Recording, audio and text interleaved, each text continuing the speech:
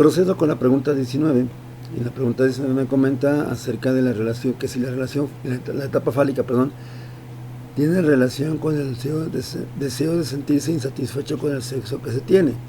Quiero pensar que esta parte de la pregunta se refiere a que si una persona que está en la etapa fálica puede o no estar experimentando una ansiedad por su propia orientación sexual. Quiero pensar que por ahí va la pregunta, ya sea niño o niña, de tal manera que desee cambiar de sexo por ausencia o presencia del falo. Ok, en el DSM-3 todavía venía la homosexualidad como un trastorno mental. En el DSM-2, pues igual, desde el DSM-1, del DSM-1 al DSM-1, al DSM-3, todavía se consideraba la homosexualidad como una desviación de la conducta sexual normal. Ahora, en este caso, el psicoanálisis brindaba una explicación, digamos, un tanto compleja para esto de la homosexualidad. Se manejaba básicamente que la persona que era homosexual se hacía así o tenía esa orientación por dos situaciones. Uno, una madre castrante, dominante, poderosa, que reemplazaba a la función paternal más bien, la función del padre. Y dos, un padre mínimo, ausente emocionalmente o incluso físicamente, y básicamente un padre pues completamente ambiguo en cuanto a forma o fuente de identificación para el niño.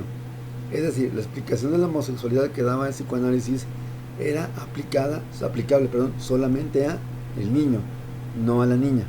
La niña de repente como quedaba un poco a lo mejor así en confusión.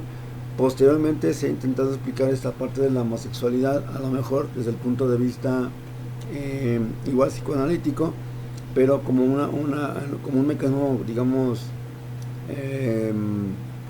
análogo a lo que es el complejo de Edipo. Es decir, la niña que es lesbiana, pues lo es porque a lo mejor tiene un padre poderoso y una madre ausente completamente. Entonces, de alguna manera es como a lo mejor el mecanismo opuesto a lo que es la homosexualidad masculina. Pero bueno, en este caso, yo considero que no es tanto en la etapa fálica, más bien esta parte del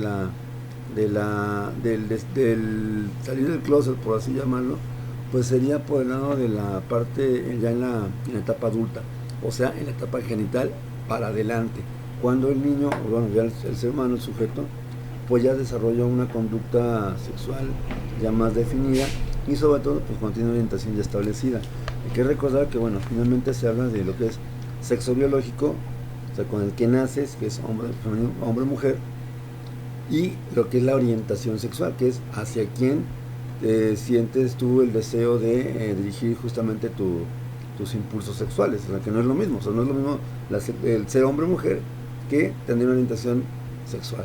No es lo mismo, aunque lamentablemente este concepto ahorita es un poco todavía no muy claro, pero no es lo mismo. Bueno, aprovechando pues pasamos viendo que son 3 minutos y más y vamos con la siguiente pregunta. ¿Suele presentarse en la edad adulta un complejo de Edipo o de Electra? No, en la edad adulta no. Si hay una situación adulta en el presente que parezca mucho complejo de Edipo o complejo de Electra, es porque en realidad no se ha resuelto y el sujeto quedó fijado, pero no es que en la etapa de la adultez resurja el complejo de Edipo, el complejo de Electra. Me gustaría como comentar un poco una serie que salió hace unos añitos, unos 2-3 años. Es una precuela de una película también norteamericana que ya en los años 60 filmó Alfred Hitchcock. La película se llama Psicosis.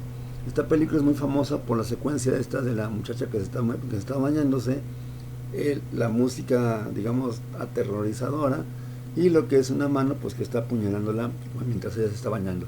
Bueno, esta película lo catapultó a la fama justamente al personaje de Norman Bates. Norman Bates era justamente el asesino de esta muchacha que se estaba bañando. Lo relevante para esta pregunta que me hace justamente es algo así: ¿qué tan peligroso puede ser una persona que está fijada o que no ha resuelto un complejo de Edipo, un complejo de Electra? Bueno, en la trama de la película original, sobre todo en la primera, porque ha habido varias, ¿cómo los llaman ahora? bueno, en mis tiempos eran refritos, ahora se llaman remakes, se llama más, acá más de caché, no más de categoría. Bueno, en el caso de esto, de la primera película, se manejaba que el personaje estaba, parecía ser que estaba guiado por una figura que nunca se ve, sino hasta el final de la película, y era una voz femenina. Supuestamente se da a entender que era la madre de Norman Bates, que era el que administraba el hotel, donde llega la chava esta a refugiarse y donde pues es asesinada, ¿no? En ese sentido, esta película dio pie a, hace unos, insisto, unos 2, 3 años más o menos, a una serie que se llama justamente así, Motel Bates, que es muy famosa porque el chavo que sale como Norman Bates es el mismo que protagoniza otra serie también reciente, no más de un año o dos, que se llama El Buen Doctor. Es un doctor que tiene autismo, ¿sí? Y que es un genio, ¿no? Bueno, hay muchas series que tienen esta temática de medicina, por ejemplo el Doctor House, el cuarto de emergencias, la anatomía de Grey, etcétera. Pero bueno, ese es el punto.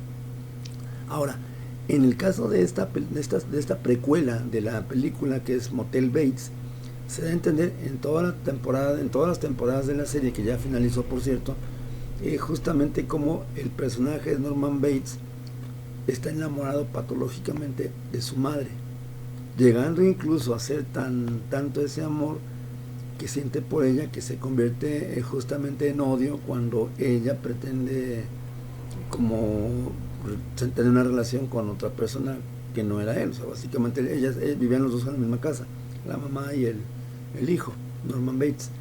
Entonces justamente el problema fue ese, ¿no? Que fue tanto su odio, o sea, era tanto su amor, perdón, que se transforma en odio y mata al rival de amores. Ese es justamente un complejo de Edipo llevado a lo que es lo más que se pueda, a la máxima, ¿cómo decirlo?, intensidad, ¿no? Ciertamente puede haber ese deseo de dañar al padre o a la madre. Aquí lo curioso, bueno, obviamente pues yo voy a tener que spoilear la serie, no sé si le interesa verla después, no sé si esté ¿cómo se llama?, en Netflix, perdón, en YouTube. Creo que en Netflix sí está, pero creo que no está completa, todavía faltan temporadas. Insisto, la serie ya finalizó. Pero bueno, perdón. Después de que mata a la pareja sentimental de la mamá, pues la relación entre ellos se hace más tensa, más complicada. Finalmente,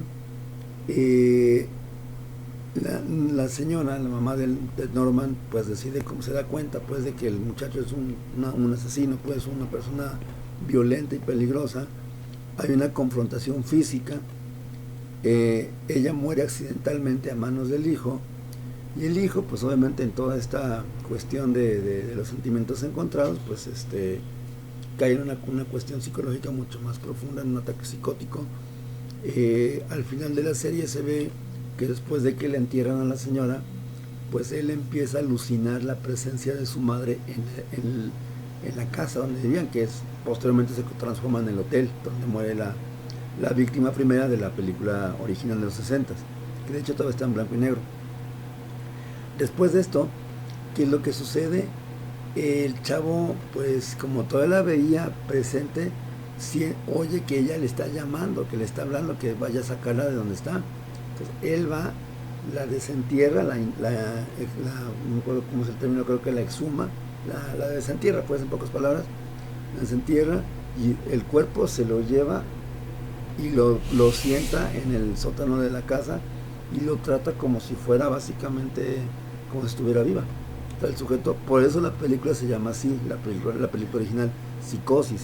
El chavo, ya adulto en la película, joven todavía en la serie, el joven desarrolló un brote psicótico, una alucinación, un delirio, ¿sí? Básicamente se transforma en... no es ahorita el momento de hacer diagnósticos, pero es una cuestión esquizofrénica, ¿sí? Entonces eso considero que sería como la mayor, digamos, situación extrema que puede llevar a la que podría conocer un complejo de Edipo. Ahora, en la vida real, ya en lo que es la cotidianeidad, bueno, Tenemos a lo mejor hijos adultos que todavía viven con su, y bueno, tenemos niños adultos de 40, 50 años que no han formalizado una relación, no tienen ni siquiera novia o interés erótico o afectivo, y todavía viven en la casa. Pudiera ser, insisto, pudiera ser que estos sujetos tengan una cuestión de complejo de Edipo. Perdón, lo mismo aplicaría posiblemente al caso de la mujer, aunque en el caso de la mujer es un poco la dinámica un poco distinta, porque pues a lo mejor